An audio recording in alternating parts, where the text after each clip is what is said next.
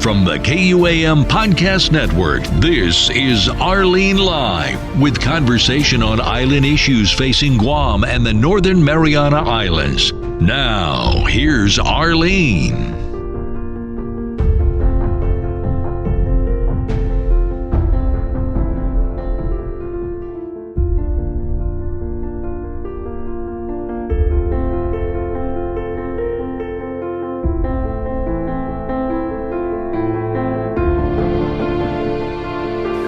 Hello, Alex. Hi, Rlene. How today? Today is the 29th of April here on Guam, and that would be represented as 28th on your side, correct? Yes.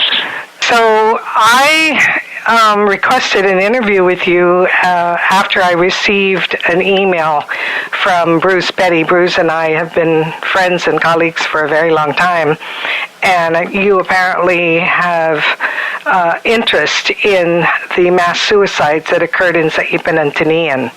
So please tell me a little bit about yourself first, and then we can go from there. Well, I'm 26 years old. I graduated university in 2014, and I spent the last 4 years of my life writing the book. Wow. I live in Chicago, Illinois. And why did you pick this topic? When I was in high school, I read George Pfeiffer's Tini'an, The Battle of Okinawa and the Atomic Bomb, and that's about civilian experiences on Okinawan Island in 1945. And the book really intrigued me, and I went to look for another book similar to the civilian experiences on Saipan, but I wasn't seeing much on the actual suicides that have been discussed in documentaries, but there's not a lot out there when I reviewed it, the works out there in high school. And where did you go to high school? I went to high school in Piatone. It's a small town about 45 minutes south of Chicago. This awareness came from studies of World War II? Correct, yes. Okay. So you noticed that there were these mass suicides that have been documented in Saipan and Tini'an, but you're not able to find much information on it regarding or from books. Is that correct? Absolutely, yes. Yeah. A search in WorldCat or other library catalogs show that there hasn't been a general history about the suicides. Now, these suicides, are you speaking of the Japanese suicides that occurred? Yes. Well, there were Japanese people who committed suicide as well as Okinawans, but even the term suicide, it's a very complex topic because some of the people who quote-unquote committed suicide were actually murdered. So it's a heavy topic. It's there's a lot to it. There's many layers. Mm-hmm. Why do you say they were murdered? Well, there were many atrocities on the islands, and the oral testimonies that I reviewed and the archival records all show this. For the sake of the listeners, it is a very difficult topic, but it is a topic that needs critique, and it's a topic that needs exploration, and so I congratulate you for the interest in doing this. And I also agree that this is one subject of World War II that hasn't really been explored to the extent that it should. And perhaps one reason for that is that the individuals who jumped off the cliffs in a suicide attempt, that it also included their children in some cases, were not the local people. They were expats from Japan, or they were Japanese who migrated prior to World War II and had established themselves there as business people. And the ones from Okinawa, many of them worked for the sugar plantations for the Japanese there. And of course, there were other reasons that they were in Saipan and Tini'an before the war. Many of them were also, victims of war. Would you agree with that? Yes, absolutely. Okay. So I'm really curious as to, what your interest was in exploring this very dark period and in this very dark manner. Do you have individuals in your family that died as a result of suicides, or is this purely academic for you? I would say it's academic. I do have ancestors who are in the Holocaust. Oh, I see. Okay. Then that gives me a little background on that. As you well know, I just came back from there. And my mother was born there and survived World War II there.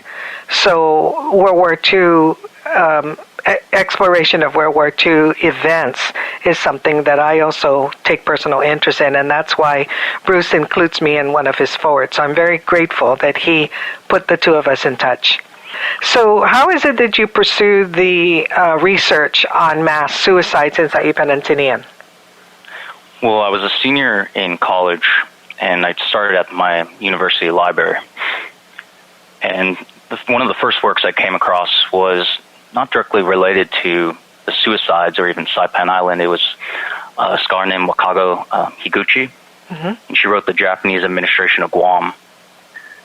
But I read her book, and I looked how she conducted her research, and a lot of it was based on oral histories and archival data.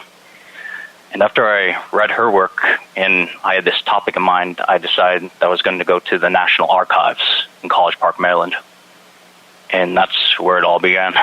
Okay. So in review of Wakako's research method, did you have a problem with the combination of archival and oral history to be able to produce her book? Absolutely not. Actually, I think they complement each other quite nicely. I really don't think you can have a thorough or complete study without including both. I agree with you. Now, you have to understand, too, these military reports, they're not just created by nameless people. I mean, these were officers who were on the battlefield, and they were seeing the same things that the civilians were seeing, and the non-commissioned officers, and all the way down to the private. Mm-hmm. What about the inherent bias of each of those levels? For example, you mentioned that the reports, the military reports, are filed by superiors, right? The officers that are on the ground. Very, very seldom are any reports received from any of the rank and file. What is your comment or perspective with regard to military documents? Well, you have to understand, too, these officers were acquiring data from their men. They were speaking with their men. So we do have reports where, yes, the officers are the ones typing them out and filling them out, but they clearly show that they're consulting the men underneath them. Okay. For example, atrocity reports on Tini'an Island, the testimonies come from not only lieutenants, but also sergeants. That's correct. Now, in Wakako's publication, she focuses on the Japanese side of the story. And some have stated that it's a justification for their actions. Whether that's her motive or not, I think it allows for a different perspective, of course, the Japanese. And that has not been a privilege of many of those who work in history, certainly not myself, either because of the challenge in speaking the Japanese language and then the accessibility to them. We have not had that available to us. I did fly to Japan, and I did interview a survivor of World War II who was the son of a sugarcane plantation manager. And so I have his perspective, but very limited, ability to be able to source out the Japanese side of the story. So I think that all these reports or all these books and all these accounts, when you put them together, you receive the full picture of what happened in World War II. Correct, yeah, absolutely. I did strive to include both Japanese and American accounts, and I didn't limit myself there. I delve into all ethnicities that were on Saipan. So including in the book are oral histories from Chamorro people, Carolinians, Koreans, Okinawans, American Marines, American Army soldiers, Navy corpsmen, auxiliary personnel.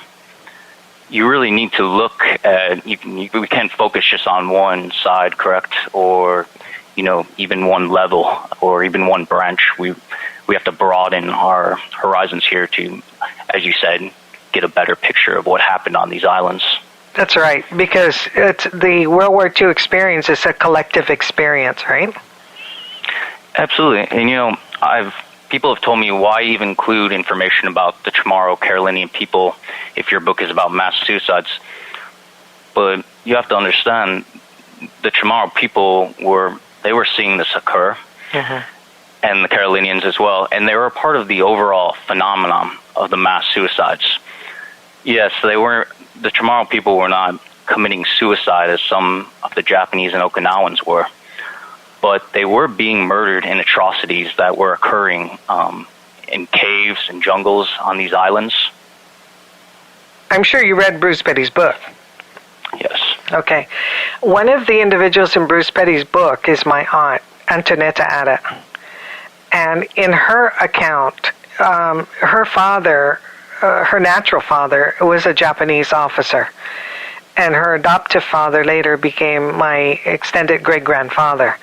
And so in her account, when it came time for the war, when they knew it was imminent that the war was going to begin, her father came back for her and took her from Tatumbodik. And she was with her family, her Japanese family, in a cave. This is Rlene Live, and we've got more coming up in just a moment. Middle of the ocean, but this paradise is teeming with people with all sorts of amazing abilities. Bonita Baby was nothing but hair accessories. I had some little barrettes that we were making and headbands, our little knit bow headbands. And that's all I started out with. And I decided shortly after, I had been sewing for a little while that I was going to put it out there. Whether it's artists who create visual masterpieces, creatives inspiring others, people who compose and perform moving pieces of music, athletes taking their game to the next level, or entrepreneurs coming up with innovative solutions, there are a ton of folks here doing incredible things with their gifts. And I want to introduce them to all of you. Women, not just guys, women could come in and feel like they're there to train, they're going to be taken serious, they're not going to be hit on by dudes, they're going to have their own space. They're going to be respected as just another practitioner of this martial art. I'm Jonagan Charfris, and I invite you to join me on the KUAM Podcast Network for Fistful of Talent, where I sit down with people discussing their visions and dreams and sharing the secrets of their success. In the avenues of being in the creative life, and then what's the next thing? Just subscribe to the KUAM Podcast Network on SoundCloud, iTunes, Google Podcasts, or your favorite podcatcher platform, and prepare to be amazed. That's Fistful of Talent each and every Friday. Thanks for listening. And now, let me get you back to your show.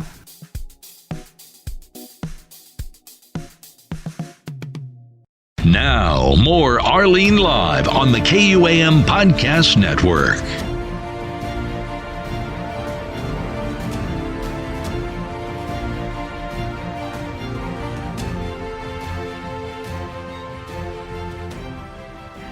And I found that to be a very touching account, in that he allowed Tatambodik and Anambodik the opportunity to raise Antonetta as their own, because they didn't have any grandchildren and wanted a grandchild, and actually lost their daughter, who was married to my grandfather's first wife. And so it wasn't a matter of surviving, it was a matter of surviving together or dying together. And I thought that was a very moving account in that oral history. How did you perceive that? I believe love had it was a major factor in these battles. If you look at the footage or the photographs, or even read the oral testimonies, as you have done, you'll see accounts of mothers saving their children, fathers doing everything they can to keep them alive, trying to get them water and food at every opportunity, even though they had to go out of these caves in it was hell. And, they had to dodge artillery fire. They had to dodge, machine gun fire. They could have been mistaken for Japanese troops by the Americans. But these people would go out of the caves just to get water for their families, and they would bring it back for them. And sometimes didn't return. And did not return, yes. So, Alex, what impact did this research have on you? Personally, it is a dark topic, but I devoted myself to it. I put everything I had into this work, and I really became attached to the stories, to the people, to the photographs. It is an emotional thing. These weren't just documentaries, or a video game. What we see now, these World War II video games were, these were real people on the ground, and they all have stories, and it's fascinating to learn about them and harrowing. When you were doing the research, can you account for different times that you and different thoughts that came as you were doing this research? Yes, I would say there are moments when it was difficult to write about this subject matter. Writing is a very isolating thing in itself. But when you're taking on a topic where people are choosing to die, or they are being murdered by others, or they're being coerced to commit suicide, it could be hard. But as I said, I tried to stay focused on my work, and I took it sentence by sentence. And I think all these people's stories need to be told. And it's great that authors like Petty and yourself in Higuchi have taken the time to write about this subject matter. I up in the Northern Marianas now, the Humanities Council have a new executive director, but I think that the Humanities Council in general have focused on oral history. I know that they've done oral history workshops that I participated back in the early 2000s, or even maybe late 90s. But they definitely are poised to increase the number of individuals who can, collect oral histories up in the Northern Marianas. And World War II, while it is extensively covered, I think what you touched upon is that for the most part, it's from the military attack and defense aspect of World War II that has brought light to all these other stories that can be explored. I still appreciate the fact that you have taken the time to recognize the lives of these people, and I appreciate also the fact that you articulate that they committed suicide or were coerced into committing suicide. Can you explain that? Yes. When the Japanese military came to Saipan, they were there before, but when they fully came in 1944 and started garrisoning the island, the word was you could not surrender. If you were an Imperial Japanese soldier, you could not surrender. And when the battle started and the Americans invaded, some officers and their men took that to heart and believed that not only should soldiers and troops not surrender, but the civilians on the island as well. It was an us against them situation. There were the invaders, and then there were the defenders, and there was no civilians weren't put in that gray area. The Japanese military did nothing to protect the civilians. Okay. Did you find any stories that were different in Tini'an that you did in Saipan? That's the really interesting thing is, and I put these islands together in the book. I didn't just do the mass suicides of Saipan or the mass suicides of Tini'an because the experiences are so strikingly similar. What occurred on both islands is, I dare say, identical. Now, of course, the Chamorros and the Carolinians weren't really on Tini'an. There were less than 30 of them on that island to the south. But more or less, we have the same phenomenons going on. We do have suicides, we have atrocities, we have coerced suicides. Now, the thing about coerced suicides, too, is that a lot of the civilians on Saipan and Tini'an did not want to commit suicide. They did not want to die. But it was the Japanese officers and their men who were forcing civilians to commit suicide, which is why the term mass suicides in itself has been debated when talking about it on Okinawa Island. Some scholars have used the term mass deaths or mass murder even to describe what happened on these islands. Is there any information that Japanese military officials were literally forcing Japanese civilians to jump off these cliffs and commit suicide? Oh, and indeed, we have dozens and dozens of oral testimonies that confirm this. Then we have the archival records that also show this, the officer reports. And it's not just Americans saying it, we have Japanese accounts of this, we have Chamorro oral testimonies confirming this, Korean oral testimonies. Even we have, there are Japanese officers and enlisted men in Japan who have come forward in writings or in oral testimonies and have discussed that there was indeed officers and men forcing the civilians to kill themselves. Was that considered a war crime, Alex? Yes, undoubtedly. Okay. And to what extent were they held responsible, these Japanese officers who forced the suicide or the jumping of Suicide Cliff and Banzai Cliff of Japanese nationals? To the best of my knowledge, there were little to no war crime trials against these men. But we have to keep in account, too, that a lot of these men who were forcing the civilians to commit suicide, they themselves took their lives immediately afterwards. Okay. That's pretty gut-wrenching, isn't it? Yeah, there's testimonies from Japanese soldiers who have come forward, and they've said they were in caves, and that the babies would start crying, in the caves because there would be civilians in there as well. Some mothers, families with children, infants, and the officers would force the mothers to murder the babies so that they wouldn't reveal the American positions. Yeah, I interviewed somebody who had that account in Tini'an, where the Japanese soldier told the Japanese mother, if you don't shut that baby up, I will kill it, because it would then give away their location and endanger everyone else.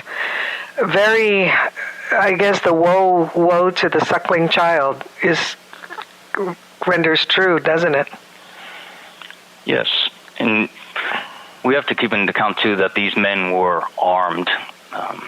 They had bayonets, they had swords, they had knives, they had guns. So these civilians, if they did not follow the orders given to them to take their own lives with grenades or whatever was cyanide or whatever was given to them, the officers would murder them. Don't go away. There's more coming up with Rlene Live on the KUAM Podcast Network. Buenas and Hafide. I'm Lacey Martinez Francisco. If you're hungry or have a passion about everything food, then I've got just the show for you, with me. Each week I bring you Foodie Call, a show about all aspects of how we Guamanians enjoy our cuisine, preparing it, consuming it, sharing it, using it as social currency, and talking endlessly about it. We also profile people in our community who are masters of their crafts in working with food. Whether you eat with your eyes or can't wait to fill your stomach, or if you're a perfectionist about the process, you'll enjoy Foodie Call right here on the KUAM Podcast Network. So lock in our show by subscribing to our feed on SoundCloud, on iTunes, on Google Podcasts, or on your favorite podcatcher platform. and get our freshest episodes delivered right to your device when we're done cooking them. We'll see you then, and we'll make you a plate.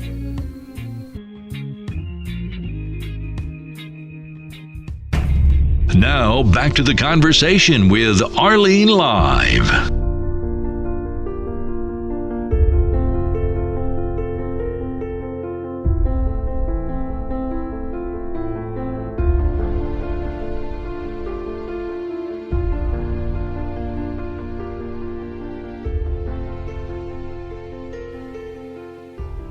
That's just, you don't even know what to say to something like that. Again, it is a very complex story. So we also have things such as mercy killings going on, where these officers were under the impression that if these civilians fell into the hands of the Americans, that the Americans would torture, rape, and slaughter these women and children. Was that an indoctrination in your research? There was propaganda, yes, stating this, that the Americans were demons, they were devils, they were murderers, rapists. There's many oral testimonies from both Japanese soldiers as well as Chamorro, Micronesian, Korean, Okinawan, Japanese civilians stating that if the women fell into the American hands, the Americans would indeed rape them, torture them. Were there any accounts of the Japanese soldiers committing these crimes against Japanese women during the war? During the war, excuse me? Oh, before the war, the rapes. Yes. Did they occur? Did any rape of Japanese women or any women in the Northern Mariana Islands occur from Japanese soldiers before or during the war? Without doubt. There is not a lot of information that I came across, but there are some testimonies that state that when the Japanese Navy arrived, that Chamorro families, civilian families of all ethnicities, had to hide away their daughters or send them into the farms or the jungles so that these men would not pursue them. Here in Guam, some of the oral history accounts that I've been able to collect account for young women who were, their hair was cut to look like boys because they had not, they were budding into puberty, but they were thin enough to look like boys, or they literally, made themselves dirty and look ugly, and so that they would just not be viewed upon as a female by the Japanese soldiers. Did you find any such accounts in your research? I did not come across anything along those lines, but I am certain these things occurred. My mother is a World War II survivor. She was 12 years old at the time, and her siblings were younger than her. And the youngest one was born in Susupi camp. So my mother's World War II survivor stories I've recorded, and very similar to what you said about the uncomfortableness and they're huddled in, not in a cave, but in this case would have been an underground bomb shelter that my grandfather prepared. But thirsting definitely was something. Hunger was definitely something that they had to live through. And can you imagine what it's like for a child to starve? That impedes their development, right? Absolutely. Yeah. So, our elders now in their 70s, 80s, and 90s all survived this, but traumatized and lived that forward. We are still living the impact of World War II, Alex. So in some extension, you're surviving with us in that brunt, in receiving that, PTSD from researching this material. Not an easy material to look back into. I'll tell you, post-traumatic stress disorder is very difficult to live with. Not so much. I didn't receive this for the book, but I have experienced violence in my life in different forms, and another part I can kind of get in the shoes of these people and understand what they experience on the battlefield. When I started collecting oral history, I went at it with vigor, and in 30 days, I felt the pressure of the trauma. I felt the passage. I walk away with the same emotion and the same experience once they've released that story to me. Did you go through that at all? Did you interview anybody? I had phone conversations with veterans, yes. Okay. I also exchanged email correspondence with veterans. Yeah. Did any of the first-hand account impact you negatively? Negatively in the sense that it bothered you? Yeah, that it bothered you, or did you feel the pressure from having received it in their descriptions? Some of the testimonies were more difficult to hear than others, and yes, I guess you could say some of them stayed with you. Reviewing the subject matter for 4 years, you undoubtedly have dreams once in a while about the topics. Yeah. Why did it take 4 years? It took 4 years. I wanted to do the best job I could before the 75th anniversary. Was that the target of your project, the 75th anniversary? It was, yes. I started growing very interested in this around the 70th anniversary, and that was the goal. And did you get any grants to pursue this goal? No, I did not. I privately funded all my research. Why did you do that? At first, for the first 3 years, I want to say I was very private about this. I didn't contact anyone. I didn't even tell my family I was writing the book. Perhaps due to the subject matter, I wasn't ready to discuss it, yes. And so when did you reveal to anyone? And who was it? Yes, I started contacting University of Guam professors in 2017. And from there, they shared contacts with me, and they're fantastic people. I really couldn't have written the work without them. They provided so much help, and they did help me root out a lot of inaccuracies and false statements, etc. And who were these professors? There were many, yes. So we have Mike Carson. I'm sure you know, he's an archaeologist. Yes. There's Carlos Madrid, who I believe that was your first podcast with a scholar, correct? No. Among them? Yes. Okay. Yeah. I haven't put Carlos's up yet, but the first one was Cecilia Kaipat, Salapeo. Yeah. David Atenzia. The individuals are listed in the acknowledgement section. There's some names that are well known. Don Fair helped me, Scott Russell, Petty, as you mentioned before, Boyd Dixon, Darlene Moore, Rosalind Hunter Anderson, Father Hazel. Okay. So, interestingly enough, many of those scholars are Spanish-based historians. Hazel lived in Pohnpei, and as a Jesuit priest was exposed to a lot of the Micronesian experience.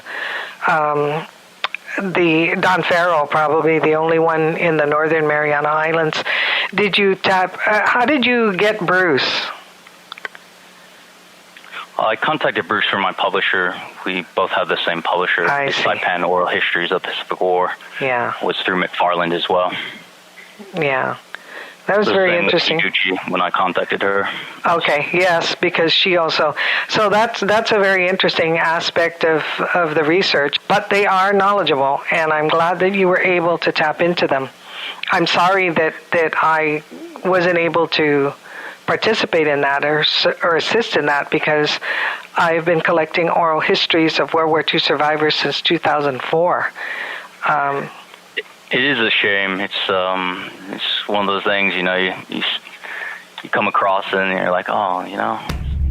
Stay where you are. The conversation continues with Rlene Live when we come back. Hey everyone, I'm Ken Nicholas and I love movies. No, I mean I really love movies. And if there's one thing I enjoy more than dissecting plots, questioning casting choices, and challenging scenes, it's debating with my friends and their opinions about their favorite flicks. You can't handle the truth! So join me and my cohort of cinephiles each and every Tuesday for Real Talk, right here on the KUAM Podcast Network. I live my life a quarter mile at a time. We cover best of lists, actors' top roles, and don't pull any punches when it comes to giving props about what's big on the silver screen, streaming, and on video. Just make sure to bring your own popcorn. Let's go! So lock in our show by subscribing to our feed on SoundCloud, on iTunes, on Google Podcasts, or on your favorite podcatcher platform. That's weak, Janice. What's it made of? Your mom's chest hair. That's Real Talk, each Tuesday, right here as part of the KUAM Podcast Network. Speaking of which, let's go back to your show. I guess the only thing I can say is I'll promise to keep rocking and rolling and making better films. The conversation continues now on the KUAM Podcast Network with Rlene Live.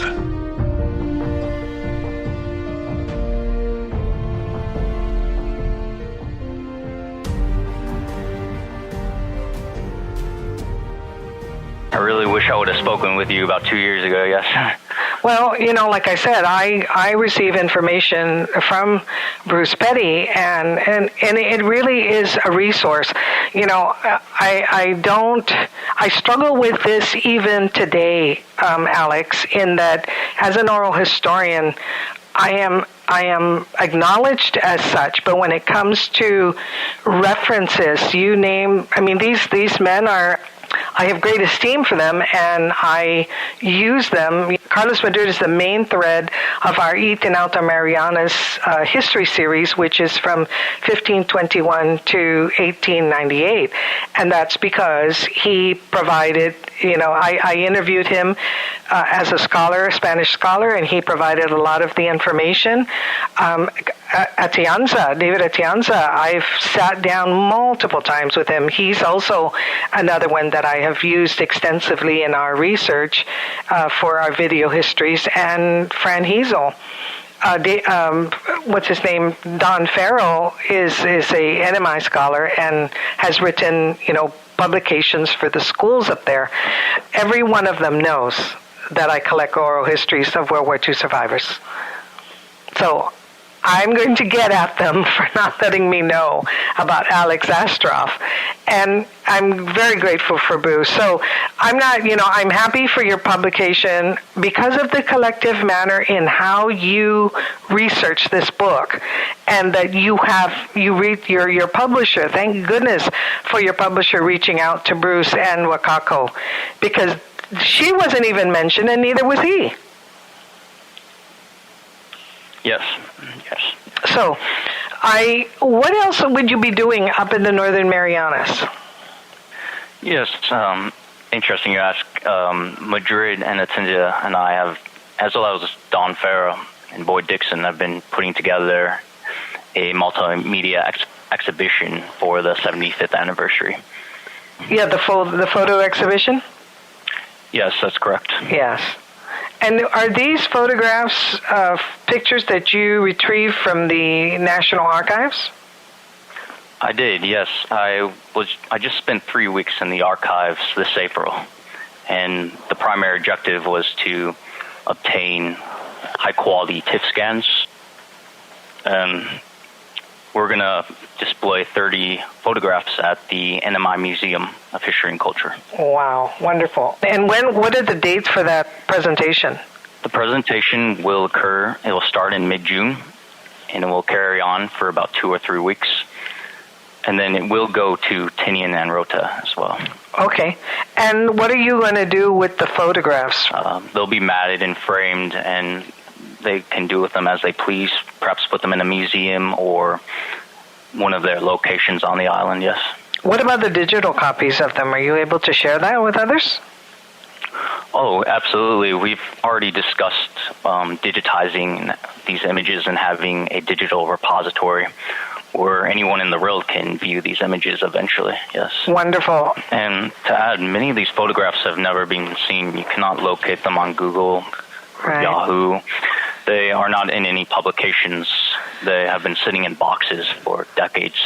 You know, it appears that many photographs of the Northern Marianas and Guam in that period prior to the war or during the war, or maybe even after the war, have still need to be, located, because James L. Farley just came with a lot of photographs that he brought from this region, or from the region, not just Guam, and handed them over to the National Park Service where he used to work, and they will be digitizing them, and that will be available for the general public as well. So it appears that photographs still of this region are yet to be fully discovered at the park library.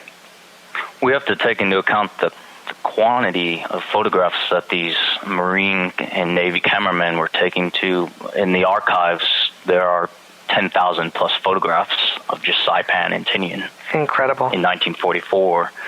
It's a massive amount of data. Now, we have still pictures, but we also have footage of these events. And we have hours of 16 millimeter and 35 millimeter film that has never premiered in any documentary. And we're actually, I collected a little bit of it in the archives, and we're going to show it at American Memorial Park. Oh, wow. Predominantly civilians on the battlefields. Now, when will you be in Saipan to do that project with the Memorial Park? It's going to occur simultaneously. It's part of the multimedia exhibition. Yes. Okay. We'll have social media posts coming out soon. Yeah. And I believe there will be posters and other marketing materials available on the Marianas Varieties and other outlets. Wonderful. Okay, well, is there anything else that you would like to speak about before we conclude? Yes, we were talking briefly about the suicides, and I would like to add that the suicides have been greatly inflated. The numbers, they're nowhere near what a lot of the secondary literature states. Okay.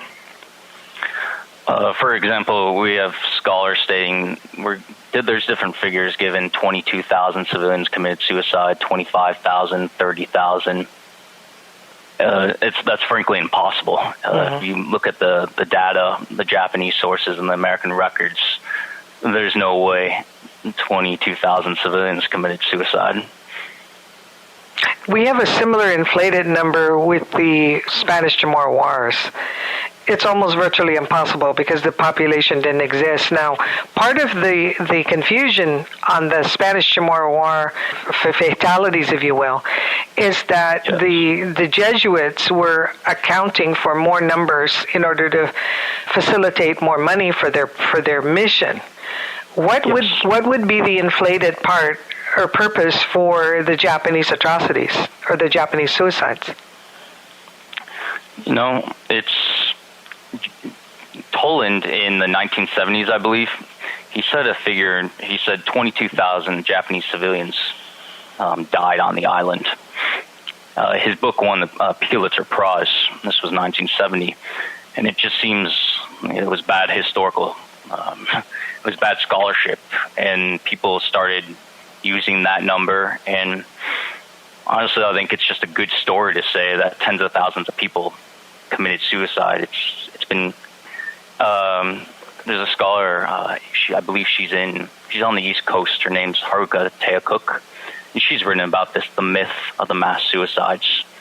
And the Japanese government was stating that all the people on the island perished, that they died, they committed suicide, or that they died as combatants, to motivate the people in the mainland to do the same when the Americans invaded the Japanese mainland. Mm-hmm. And so oral history has yet to be really appreciated or accounted for, even as you and I know now, by scholars, because they are so dependent on, the academic or the narrative that's been written by people of positions and influence, and they have not. We don't know who our people really are until we start interviewing the lay people that also survived the war, right? Absolutely. You can't really even begin to touch on these topics if you do not explore the oral testimonies. We know for certain 22,000 civilians did not commit suicide because the testimonies on both sides state that the suicide numbers were more likely in the hundreds. Robert Sherrod, he was a correspondent with Life and Time magazine. He gives a figure of 1,000. Mm-hmm. He wrote his book in 1945, so we have a figure of 1,000, and these were the people who actually experienced the battles. They were on the ground. They saw what happened. And then John Tolan, a scholar who was never on the island, states in his publication that 22,000 civilians died, and unfortunately, people started using Tolan's figure instead of the people who actually experienced the event. Mm-hmm. The oral testimonies they're invaluable. Yes, they could be biased based on a number of factors, but we can look at who's saying what and when they're saying it, and if we combine all the data together, if we have 5 or 10 individuals saying the same thing, there's a good chance that may have indeed occurred that way. Well, I think that all of the data is biased because we're all human, correct? And so from that standpoint, even Tolan's information is biased, yet he's sourced out because he received a Pulitzer Prize. That doesn't make his information more accurate than anybody else. But in the collective story, when you look at your book and Petty's book and my research and Tolan's and whatever, the people really are the authors. I mean, we're the authors, but they're the judge and jury about what information is received. And if they really do one day sit back and look at this information critique it fully, just by the numbers, like you said, it is virtually impossible that 22,000 people committed suicide. And that would include their children who had no idea what was happening to them. They are true victims because of their innocence and the lack of ability to prevent themselves from being killed. They've been victimized by their circumstances. This is Rlene Live, and we've got more coming up in just a moment. Middle of the ocean, but this paradise is teeming with people with all sorts of amazing abilities. Bonita Baby was nothing but hair accessories. I had some little barrettes that we were making and headbands, our little knit bow headbands, and that's all I started out with. And I decided shortly after, I had been sewing for a little while that I was going to put it out there. Whether it's artists who create visual masterpieces, creatives inspiring others, people who compose and perform moving pieces of music, athletes taking their game to the next level, or entrepreneurs coming up with innovative solutions, there are a ton of folks here doing incredible things with their gifts. And I want to introduce them to all of you. Women, not just guys, women could come in and feel like they're there to train, they're going to be taken serious, they're not going to be hit on by dudes, they're going to have their own space.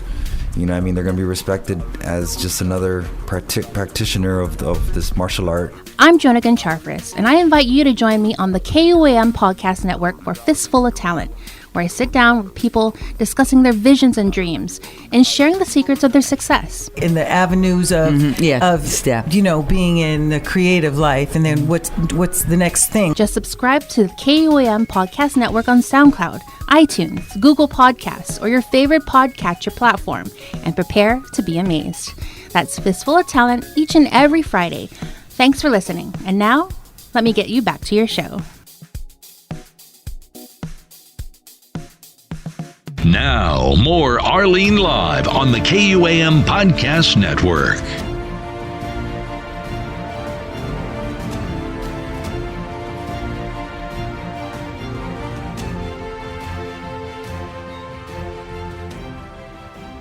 So, what do you hope for your book, Alex? I want people to know that Saipan and what happened on Tini'an, it's not a suicide island. It was never a suicide island. It was really all about love and survival. The majority of non-combatants did not want to die, and actually a good amount of them survived the battle. The population figures show that there are about 28,000 civilians on Saipan before the invasion. Now, fast forward to when the Americans took an internment camp census, there were 18,000 civilians still alive in the camps. So 10,000 civilians perhaps died on Saipan Island. But then we have to break down that number further. Yes, 10,000 died, but not by suicide alone. There were other causes, as you stated, malnutrition. Disease was a big one. In the internment camps alone, on Camp Sasufi and the camp by Chalkanoa, I believe there are 2,000 civilian deaths in the first 3 months from malnutrition and disease, and wounds they sustained during the fighting in Paris later. Mm-hmm. What a fascinating way to learn about history, huh, Alex? Yes, indeed. And I want to really thank you very much for your interest, whatever spurred it, and I hope that that your book will be received. I certainly would like to purchase a copy. When and where will they be available? It's available on Amazon. Okay. Right now, yes. And the title of the book is Mass Suicides on Saipan and Tini'an, 1944, an examination of the civilian deaths in historical context. Okay. Well, it's been a pleasure. Is there anything else you would like to say before we conclude this interview? No, most of what I have to say is, yes, in the introduction and preface and the runner of the book, in addition to what we've talked about here today. So, okay. Again, I think you were speaking about the scholars. It is a team effort to get these histories and these stories out. You can never have a comprehensive book, right, or a comprehensive documentary. The scholarship requires multiple books and multiple documentaries, and I really do hope the young people in the island, the students right now, take an interest in all of this, and they write their own publications and make their own documentaries. You know, my mother was at Camp Sasupi, and her family. And in the oral histories that I've tried to collect of our family, I kept asking, where was Tunanton during World War II? Did Tunanton survive World War II? And my mother, who was 12, could not remember, and neither did her siblings remember what happened to Tunanton. Well, in one of my recent trips to Saipan, I sat down with my nephew, Herman Guerrero, who's a genealogist up there, and he said that he has the identification cards of those who were in Camp Sasupi. And I said, would you please look up if you have my mother's card? And he did. And I also asked about my uncle, Tun Antonio, and it showed that Tun Antonio died at Camp Sasupi. And you know, he was already challenged before that. So I don't know if he suffered anything from the war or if he just died from the stress or from disease. And nobody in the family can remember exactly why Tunton was dead. But he was one of the first that were buried at the Chalancanoa cemetery behind the church. So we were at least able to, clarify that, to close the book on Tunton, and then to also identify that my mother's youngest brother, Jimmy, was born at Sasupi Camp. And so that was another revealing information. So the oral account and these information that were, provided from archival information, genealogy, birth records, things like that, place people in a time and place, and then you can then wrap around a story that reveals that. So we know from that account that my grandfather's mother had already died before World War II. And then we found out later that she was buried in the old cemetery. So we don't know if her remains were reinterred at the new cemetery or not. So thank you very much for that. And it's been a wonderful pleasure speaking with you. And I will inform you as soon as this podcast is posted. Thank you very much. Let's stay in touch, Alex. Have a nice day. Thank you. You too. Adios. You've been listening to Rlene Live on the KUAM Podcast Network. Join her every Monday for a new edition. Log on soundcloud.com/KUAM News or listen anytime. Scroll down and click on Rlene. We welcome your feedback and suggestions. Email Rlene, RLENE, @rlenelive.com. Thanks for listening.